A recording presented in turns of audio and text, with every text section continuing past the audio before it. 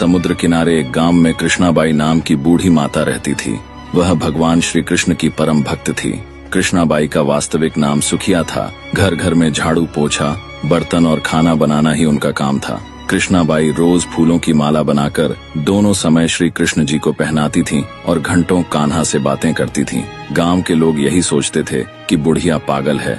एक रात श्री कृष्ण जी ने अपनी भक्त कृष्णाबाई से कहा, कल बहुत बड़ा भूकंप आने वाला है, तुम यह गांव छोड़कर दूसरे गांव चली जाओ। कृष्णाबाई ने तुरंत अपना सामान इकट्ठा करना शुरू किया और गांव वालों को बताया कि कल सपने में कान्हा आए थे और कह रहे थे कि बहुत प्रलय होगा, गांव छोड़कर पास के गांव में चली जा। अब लोग उस बूढ़ी पागल की बात कहाँ मानने वाले थे। जो सुनता वही जोर जोर से हंसने लगता। कृष्णाबाई ने एक बैलगाड़ी मंगाई, अपने कान्हा की मूर्ति ली, सामान की गठरी बांधी और गाड़ी में बैठ गई। लोग उसकी मूर्खता पर हंसते रहे।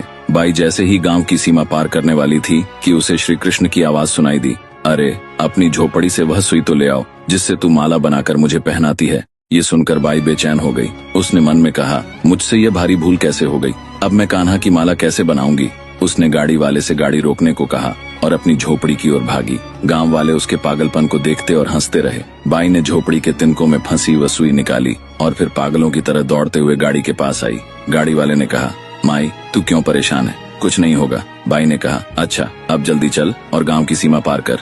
गाड़ी वाले ने वैसा ही किया। अरे ये क्या, जैसे ही सीमा पार हुई पूरा गांव समुद्र में समा गया, सब कुछ जलमग्न हो गया। गाड़ी वाला भी अटूट कृष्ण भक्त था। भगवान ने उसकी भी रक्षा करने में कोई विलंब नहीं किया। जब तक उस भक्त की एक सुई गांव में थी, पूरा गांव बचा था। इसलिए कहा जाता है, भरी बदरिया पाप की, बरसन लगे अंगार, संत न होते जगत में, जल जाता संसार। अर्थात यदि इस दुनिया में संत और अच्छे व्यक्ति न होते तो यह संसार कब का नष्ट हो चुका होता।